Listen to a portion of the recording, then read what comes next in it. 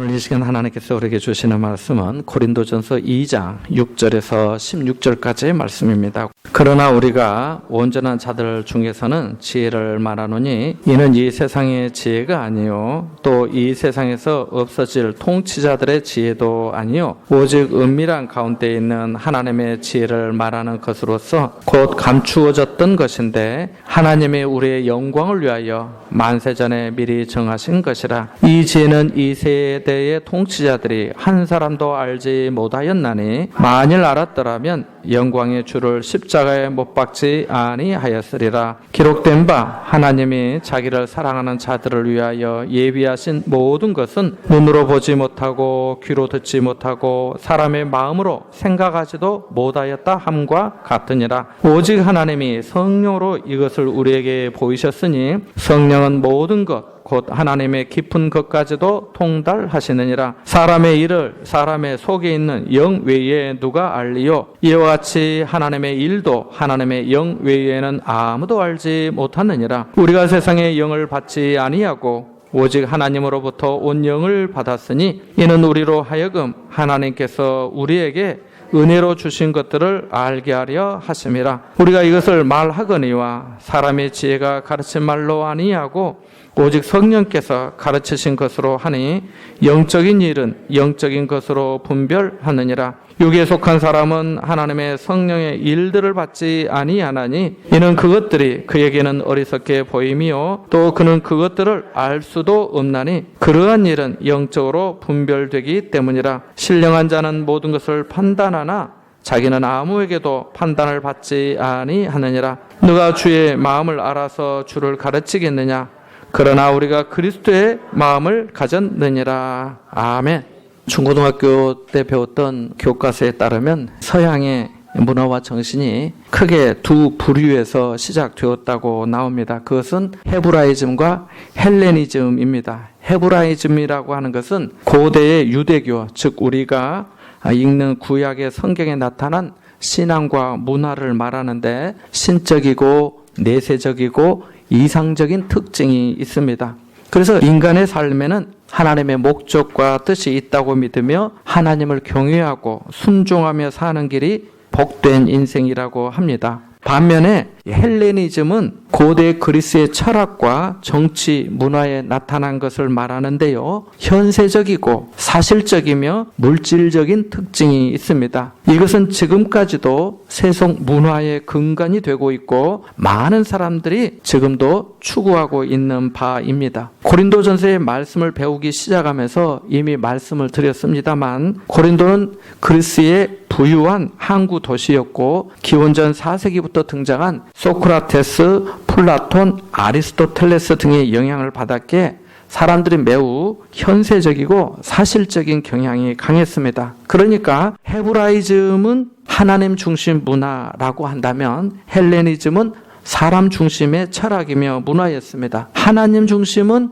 하나님을 높이지만 사람 중심은 누구를 높이겠습니까? 사람을 높이죠. 사람이 최고의 존재라고 믿기 때문입니다. 이러한 시대의 흐름은 1000년이 넘게 유지되었습니다. 그러다가 16세기, 17세기에 이 헬레니즘은 고전주의라는 이름으로 계승되었습니다. 고전주의는 사람이 본능이나 감정에 치우치기보다는 합리적으로 판단해야 한다면서 내용과 형식이 조화를 이루어야 한다는 것을 중요하게 생각했습니다. 그러면서 그리스나 로마의 예술을 모방하려고 했습니다. 로미오와 줄리엣, 햄릿, 베니스의 상인 등을 남긴 영국의 섹스피어, 젊은 베르테르의 슬픔을 쓴 독일의 괴테라는 사람들이 고전주의의 영향을 받은 사람들입니다. 헤브라이즘을 따랐던 사람들에게도 변화가 있었는데요. 고전주의에 반발하여서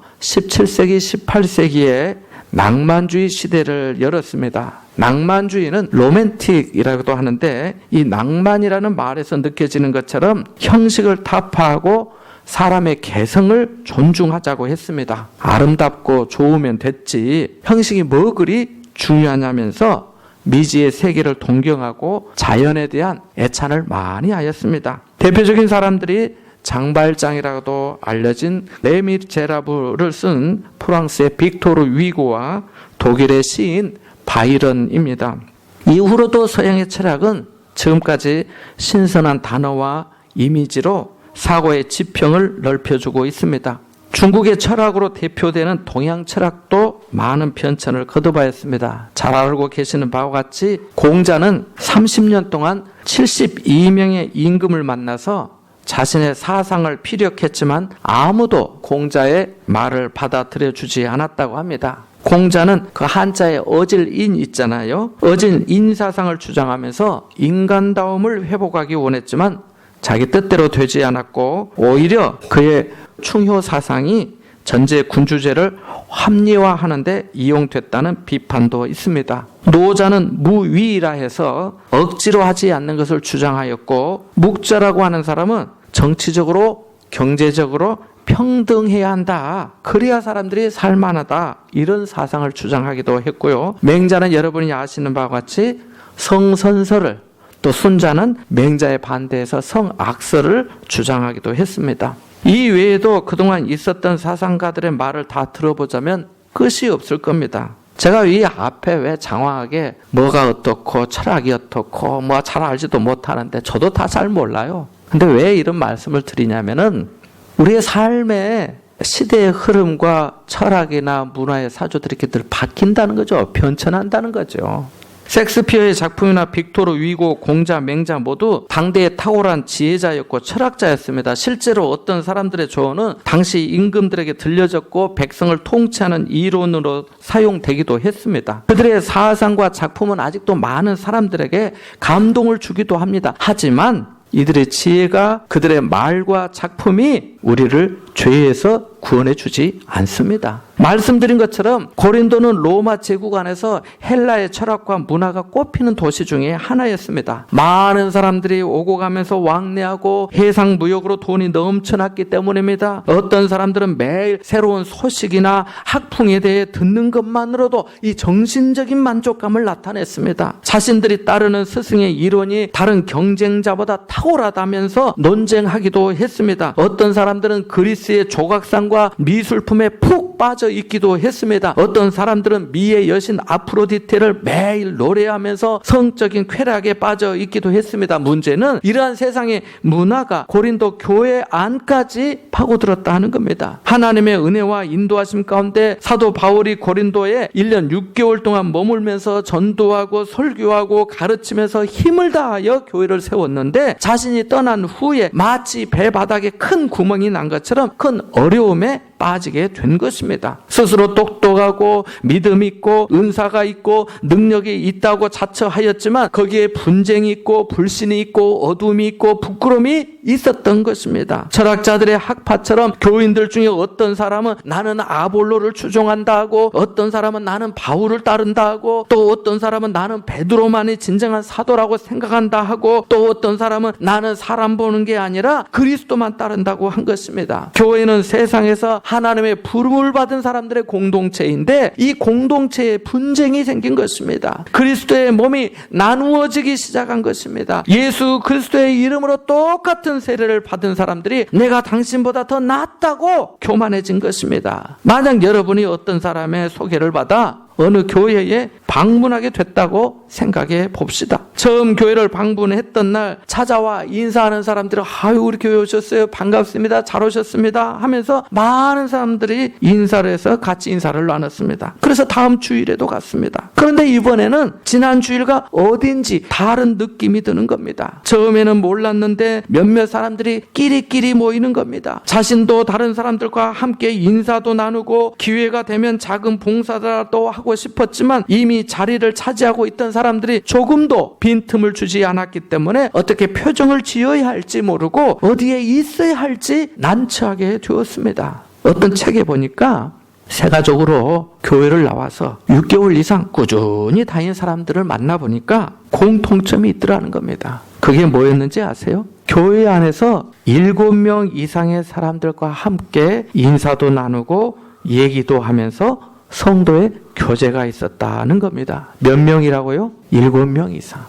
자, 그럼 누가 그 7명이 되어 주어야 할까요? 새 가족일까요? 먼저 신앙생활을 한 사람들일까요? 먼저 믿음생활을 한 사람들이 새 가족들에게 친절하게 다가가서 인사도 나누고 안부도 묻고 섬기면서 성도 간의 아름다운 교제를 해야 합니다. 그런데 새 가족은 이제 내가 예수 믿는다고 교회 다닌다면서 기쁘게 좋게 나왔는데 오래 다닌 사람들 우리 찡찡해가지고 있으면 되겠어요? 안 되겠어요? 안 되죠. 그런데 만약 고린도 교회처럼 분쟁이 있는 교회라면 어떻게 되겠습니까? 새 가족에게 당신 누구 따라 교회 왔어요? 그 사람은 우리와 안 친해. 우리는 그 사람들과 믿음이 달라. 내용이 다르거든. 우리에게는 그 사람들이 모르는 특별한 은혜와 은사가 있어. 저 사람들 멀리하고 우리와만 잘 지내자. 이렇게 하면은 그리스도의 몸된 교회가 어떻게 되겠습니까? 은혜롭겠습니까? 건강하게 성장 잘 하겠습니까? 그 새 가족이 그렇습니까? 앞으로 제가 당신만 믿고 따르겠습니다 라고 하겠습니까? 아니지요. 이상한 교회라 생각하고 다른 교회를 찾든지 아니면 주님을 떠나게 될지도 모릅니다. 헬라의 철학과 지혜를 대단한 것으로 생각했던 당시 사람들은 예수 그리스도의 복음에 대해 매우 미련하게 생각했습니다. 자신들의 지혜와 합리적 사고로 납득이 되지 않았기 때문이지요. 예수님이 하나님의 아들로 육신을 입고 이 땅에 오셔서 모든 사람의 죄를 대속하기 위해 십자가에 못 박혔다가 사흘 만에 부활하셨고 그를 믿기만 하면 죄를 용서받고 하나님의 자녀가 되고 구원 얻을 수 있다는 이 단순한 복음이 말도 안 되는 것으로 여겨졌기 때문입니다. 우리가 성경을 보면서 중요한 내용을 견지할 필요가 있는데요. 그것은 예수 그리스도의 십자가와 부활을 통한 하나님의 은혜입니다. 나를 부르시고 구원하시기 위해 하나님께서 치르신 값을 기억하는 것이지요. 다른 어떤 철학이나 지혜보다 그것이 먼저입니다. 사도 바울도 그랬습니다. 고린도시의 죄와 우상이 넘쳐나고 철학의 사조와 학풍이 대단한 곳이었지만 그것이 결코 우리에게 진정한 자유와 기쁨을 주는 것이 아니었기 때문입니다. 지금까지 이 땅을 밟고 살다가 모든 사람들이 찾았던 것이 무엇이겠습니까? 언제라도 변하지 않고 동일한 효력을 내며 모든 사람에게 진정한 구원과 기쁨을 주는 그 무엇 아니었겠습니까? 그런데 어떻습니까? 어떤 철학자들의 말이 인류가 영원히 붙들어야 할 소망이 되어주고 있습니까? 동양 철학의 어떤 사상이 용서와 평화를 가져다 주었습니까? 사람들이 위대하다고 칭송했던 시인이나 작가의 글이 사람을 죄에서 떠나게 했습니까? 아닙니다. 그렇지 못했습니다. 세상의 지혜는 시대에 따라 달라지고 사람에 따라 달라졌기 때문입니다. 제가 그것을 말씀드리려고 앞부분에 그런 설명을 했던 것입니다. 앞으로도 또 무슨 말과 논리로 사람들의 영혼을 어둡게 할지 모릅니다. 세상적인 기준에 비춰볼 때 우리가 가진, 저와 여러분, 우리가 가진 지혜와 지식은 그들의 능력에 미치지 못하죠. 글 쓰는 재주도 없고 깊이 생각해서 이거다 이렇게 말할 만한 뭣도 없지요. 그러나 그들의 지식, 그들의 능력, 그들의 지혜가 아무리 대단하다 해도 하나님의 어리석음보다 못한 줄 믿습니다. 하나님만의 생명을 주시고 은혜를 주시고 구원을 주시기 때문입니다. 그래서 바울이 2장 5절에 너희의 믿음이 사람의 지혜에 있지 아니하고 다만 하나님의 능력에 있게 하려 하였노라고 한 것입니다. 이제 6절과 7절의 말씀을 읽어보겠습니다. 같이 봅니다. 그러나 우리가 온전한 자들 중에서는 지혜를 말하노니 이는 이 세상의 지혜가 아니요 또 이 세상에서 없어질 통치자들의 지혜도 아니요 오직 은밀한 가운데 있는 하나님의 지혜를 말하는 것으로서 곧 감추어졌던 것인데 하나님이 우리의 영광을 위하여 만세전에 미리 정하신 것이라. 아멘. 여러분의 이해를 돕기 위해 이 말씀이 다른 성경에는 이렇게 번역이 되어 있습니다. 한번 들어보시겠습니까? 그러나 우리는 성숙한 사람들 가운데에서는 지혜를 말합니다. 그런데 이 지혜는 이 세상의 지혜나 멸망하여 버릴 자들인 이 세상 통치자들의 지혜가 아닙니다. 우리는 비밀로 감추어져 있는 하나님의 지혜를 말합니다. 그것은 하나님께서 우리를 영광스럽게 하시려고 영세전에 미리 정하신 지혜입니다. 이렇게 되어 있습니다. 바울은 고린도의 사람들이 당시 폭발적인 인기를 끌었던 철학자들의 말솜씨와 지혜에 매료되어 있다는 것을 잘 알고 있었습니다. 그렇다고 그들과 어떤 철학적인 논쟁을 벌인 것도 아닙니다. 그것은 모두 잠시 피었다 지는 풀의 꽃과 같은 것이었기 때문입니다. 많은 사람들이 이 지혜를 대단한 것으로 생각하였지만 바울은 하나님의 지혜를 말합니다. 물론 하나님의 지혜는 고린도전서 1장 24절에 말씀한 바와 같이 오직 예수 그리스도이십니다. 오직 예수 그리스도 안에 하나님의 지혜와 능력이 모두 담겨 있고 그 안에서 온전히 나타났기 때문입니다. 여기 6절에 온전한 자들 중에서 지혜를 말하노니 라고 하는데요. 이 말씀은 숫자 4라고 해서 아래 각주에 나온 것처럼 장성한이라는 뜻이 있습니다. 다른 성경에 아까 읽어드린 것처럼 성숙한이라는 뜻도 있습니다. 장성한 것이 성숙한 것이죠. 장성하지 못하면 미숙하고 어린 것이 되겠지요. 그러니까 믿음이 장성하고 성숙한 사람들 사이에서는 우리가 지혜를 말합니다. 성숙하지 못한 사람들은 아직 분별하지 못하기 때문입니다. 그러면서 하는 얘기가 이 지혜는 이 세상의 지혜도 아니고 세상의 통치자들이 최고라고 생각하는 그런 개념의 지혜도 아니라고 합니다. 오히려 은밀하게 감추어졌던 하나님의 지혜로 하나님이 우리의 영광을 위하여 만세전에 미리 정하신 것이라고 합니다. 그러니까 세상의 지혜는 시대에 따라 사람에 따라 변하고 달라지지만 하나님의 지혜는 만세전부터 우리의 영광을 위해 감추어졌다가 우리의 영광, 여기서 우리의 영광은 인간의 타락에도 불구하고 예수님을 통해 구원하시는 그 은혜와 사랑을 말합니다. 내가 죄에서 구원받음이 영광이기 때문입니다. 큰 은혜를 입은 거잖아요. 할렐루야.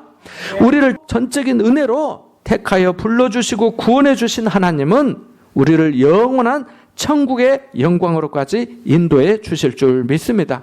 이것이 은혜인 거예요. 세상에서 잘나고 똑똑하고 권세까지 가졌던 지혜자들이 이 하나님의 지혜를 몰랐습니다. 그래서 바울이 이렇게 얘기한 것입니다. 8절과 9절의 말씀을 읽어보겠습니다. 이 지혜는 이 세대의 통치자들이 한 사람도 알지 못하였나니 만일 알았더라면 영광의 주를 십자가에 못 박지 아니하였으리라. 기록된 바 하나님의 자기를 사랑하는 자들을 위하여 예비하신 모든 것은 눈으로 보지 못하고 귀로 듣지 못하고 사람의 마음으로 생각하지도 못하였다 함과 같으니라. 아멘. 아시는 분은 잘 알고 계시겠지만 예수님은 가난한 백성들의 손에 십자가에 죽지 않으셨습니다. 지식인의 신분과 계급이 있고 지혜를 갖췄다는 바리새인, 사두개인, 대제사장들과 관리들, 헤롯과 빌라도의 손에 죽임을 당하셨습니다. 누가복음 23장 15절에서 빌라도가 말한 것처럼 예수님께서 행하신 일에는 죽임 당할 일이 전혀 없었지만 그들은 자신들의 자리를 유지하기 위해 영광의 주님을 십자가에 못 박았던 것입니다. 그들은 예수님을 죽이는 것이 지혜라고 판단했지만 하나님은 그들의 지혜를 어리석게 만드셨습니다. 그들이 하나님의 구원 역사를 성취하는데 자신도 모르는 사이에 쓰임받고 있었기 때문입니다. 그들은 진실로 9절의 말씀처럼 하나님께서 사랑하는 자들을 위해 예비하신 은혜가 무엇인지 눈으로 보지 못하고 귀로 듣지 못하였습니다. 마음으로도 생각도 못했습니다. 지금도 그렇지 않습니까? 사람들이 저마다 지혜 있고 현명한 판단을 한다고 합니다마는 하나님은 있는 것을 폐하시고 없는 것을 있게 하시고 우리가 상상도 못한 일을 행하고 계시기 때문입니다. 할렐루야. 하나님이십니다. 그러면 하나님께서 우리의 영광을 위해 만세전에 미리 정하시고 감추어 두셨던 하나님의 지혜를 우리가 어떻게 알 수 있습니까? 하나님이 자기를 사랑하는 자들을 위해 예비하신 모든 것이 무엇인지, 그 은혜가 얼마나 풍성하고 놀라운 것인지 우리가 어떻게 알 수 있을까요? 이 질문에 대한 대답이 10절에 나와 있습니다. 중요한 말씀인데요. 함께 10절의 말씀을 읽어보겠습니다. 오직 하나님이 성령으로 우리에게 이것을 보이셨으니 성령은 모든 것 곧 하나님의 깊은 것까지도 통달하시느니라. 아멘. 하나님께서 어떻게 우리에게 이 비밀을 알려주셨다고 합니까? 무엇으로 보여주셨다고 합니까? 성령으로 보여주셨다고 합니다. 성령에 대해 지난 주일에도 잠시 말씀드렸습니다마는 성령은 하나님의 영이요 예수 그리스도의 영으로 성부 성자와 함께 삼위일체로 계시는 분이십니다. 바람이 눈에 보여요, 안 보여요? 안 보여. 보여요? 안 보이지요. 바람이 우리 눈에 보이지 않지만 있어요, 없어요? 있지요. 우리가 있는 것을 존재한다 이렇게 말하는데, 바람이 우리 눈에 보이지 않지만 분명히 존재하는 것을 아는 것처럼 성령도 눈에 보이지 않지만 나타나는 능력과 역사를 통해 존재하심을 알 수 있습니다. 바람이 불면 물체가 움직이는 것처럼 성령도 마찬가지입니다. 그래서 고린도전서 12장 3절에 성령으로 아니하고는 누구든지 예수님에게 주님이시라고 할 수 없다라고 했습니다. 그래서 오직 하나님이 성령으로 우리에게 이것을 보이셨으니라고 10절에 말씀한 겁니다. 성령으로 우리는 예수님을 믿고 거듭날 수 있습니다. 성령으로 죄에 대해, 의에 대해, 심판에 대해 깨달을 수 있습니다. 예수 믿게 되는 것도, 죄를 고백하고 회개하는 것도, 기쁨과 감사도, 봉사와 헌신도 성령의 감동과 도우심 없이는 되지 않습니다. 성령으로 우리는 두려움을 이기고, 성령으로 신령한 복이 무엇인지를 깨닫게 되고, 성령으로 사랑하고, 성령으로 기도하고 능력을 잊게 됩니다. 성령으로 하나님을 찬양하며 성령으로 선하고 복된 마음이 서로 이어지는 것을 확인하게 됩니다. 성령이 교회를 든든히 세워가십니다. 성령은 우리를 완전히 변화시키시고 세상이 감당할 수 없는 사람으로 만드십니다. 성령으로 우리는 하나님의 말씀을 깨닫게 되고 하나님을 더욱 깊이 알고 만나게 됩니다. 왜냐하면 성령이 모든 것, 곧 하나님의 깊은 것까지도 통달하시기 때문입니다. 여기 통달하신다는 말은 하나님의 깊은 것을 꿰뚫어 보신다는 뜻만이 아니라 성령 자신이 하나님의 깊은 것에 속해 있다는 뜻입니다. 이것이 삼위일체 하나님의 속성이기 때문입니다. 성경 말씀을 읽고 싶은 마음, 기도하고 싶은 마음, 찬송하고 싶고 찬송할 때 은혜 받는 것 모두 성령께서 주시는 은혜입니다. 전도하고 싶고 봉사하고 싶고 하나님의 나라를 위해 자신을 기꺼이 드리고 싶어지는 것도 모두 다 성령의 역사입니다. 하란다고 됩니까? 하란다고 해서 합니까? 아니잖아요. 성령은 거룩하고 능력이 있습니다. 어떤 것에도 제한받지 않습니다. 바람이 모든 것을 관통하고 어디에나 존재하며 역사하는 것처럼 성령도 자기 뜻대로 역사하심을 믿으시기 바랍니다. 성령은 요엘 2장 28절 말씀에서와 같이 젊은이들에게 환상을 주고 늙은이들이 꿈을 꾸게 하고 자녀들이 예언하게 합니다. 성령은 우리의 심령을 감찰하시고 우리의 마음의 동기를 살피십니다. 성령께는 어떤 것도 감출 수 없습니다. 성령은 영원까지 살아계시기 때문입니다. 성령은 세상의 지혜와 본질적으로 다릅니다. 세상의 지혜로는 하나님도 성령도 이해할 수 없습니다. 다른 사람이 여러분 마음 알아요? 몰라요? 알아요? 몰라요? 이것도 어려워요? 다른 사람이 내 속 모르지요. 내 마음 몰라요. 다른 사람이 내 속마음을 모르는 것처럼 하나님의 일도 하나님의 영 외에는 알 수 없습니다. 11절 말씀이 그러한 말씀입니다. 그러니까 하나님의 일은 오직 하나님의 영이신 성령을 통해 알게 됩니다. 성령께서 비춰주시는 만큼 깨닫게 됩니다. 아무리 눈을 뜨고 있다고 해도 빛이 없으면 사물과 방향을 분별하지 못하는 것처럼 성령의 조명하심, 성령의 비춰주심이 없으면 우리는 하나님도 성경도 알 수 없습니다. 우리가 하나님을 아주 조금이라도 어렴풋이 알게 되었다면, 하나님의 말씀이 내 마음에 조금이라도 감동과 도전이 되고 은혜와 사랑이 되었다면 그것은 성령께서 여러분 안에서 역사하시기 때문입니다. 그것이 성령이 내 안에 내주하시는 증거입니다. 저와 여러분이 받은 많은 은혜와 사랑, 은사와 능력, 우리 삶에 주신 모든 선물도 성령을 통해 하나님께서 내게 은혜로 주셨구나 라고 알게 되는 겁니다. 12절 말씀이 그 말씀입니다. 우리가 세상의 영을 받지 아니하고 오직 하나님으로부터 온 영을 받았으니 이는 우리로 하여금 하나님께서 우리에게 은혜로 주신 것들을 알게 하려 하심이라. 아멘. 할렐루야. 하나님께서 성령을 통해 우리에게 은혜로 주신 것들을 알게 하려 하십니다. 그게 하나님의 영이에요. 사랑하는 여러분, 우리는 세상의 영을 받은 사람이 아닙니다. 우리는 오직 하나님으로부터 온 영을 받은 줄 믿으시기 바랍니다. 십자가에 달리신 예수님을 통해 내 죄를 사해 주시고 주님의 부활로 내 구원을 보증하신 것, 이만큼 건강을 주신 것, 인내하고 사랑하고 긍휼히 여기고 감사하고 섬기고 기뻐하는 모든 것이 하나님의 은혜라고 말하는 겁니다. 하나님을 자랑하는 것이지요. 이러한 것을 누가 우리에게 가르쳐 주겠습니까? 소크라테스와 같은 철학자들이 우리에게 가르쳐 주겠습니까? 고전주의와 낭만주의의 사람들이 가르쳐 주겠습니까? 공자와 맹자를 통해 배울 수 있겠습니까? 아니지요. 그래서 바울이 13절 14절에 이렇게 말씀한 겁니다. 같이 보겠습니다. 우리가 이것을 말하거니와 사람의 지혜가 가르친 말로 아니하고 오직 성령께서 가르치신 것으로 하니 영적인 일은 영적인 것으로 분별하느니라. 육에 속한 사람은 하나님의 성령의 일들을 받지 아니하나니 이는 그것들이 그에게는 어리석게 보이며 또 그는 그것들을 알 수도 없나니 그러한 일은 영적으로 분별되기 때문이라. 아멘.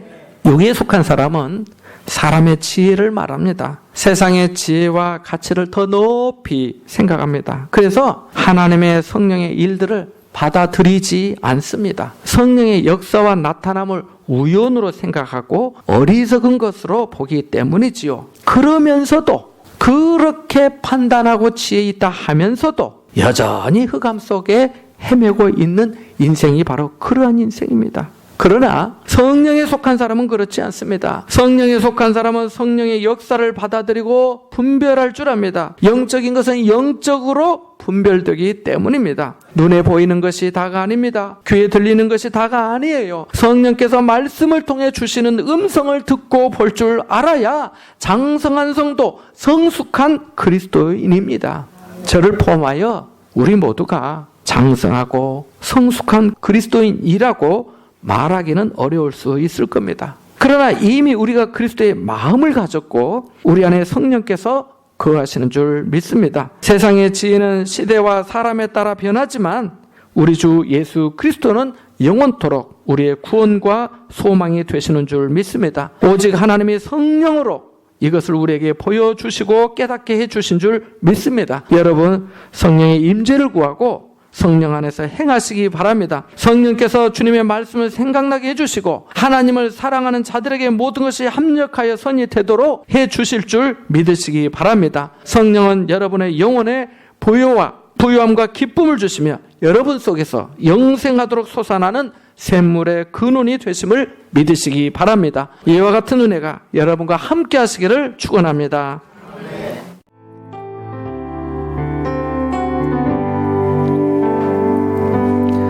사랑하는 하나님, 세상의 지혜가 아니라 오직 성령으로 우리에게 믿음과 지혜를 주시사 하나님을 알게 하시고 예수 믿어 구원 얻게 하심에 감사와 찬양을 드립니다. 성령은 하나님의 깊은 것까지도 통달하신다 하셨으니 성령의 뜻대로 구하여 응답받는 믿음 되게 하여 주옵소서. 성령을 통해 우리에게 은혜로 주신 것들을 날마다 더 깊이 알아가고 감사하며 섬기는 삶이 되게 하여 주옵소서. 예수님의 이름으로 기도하옵나이다. 아멘.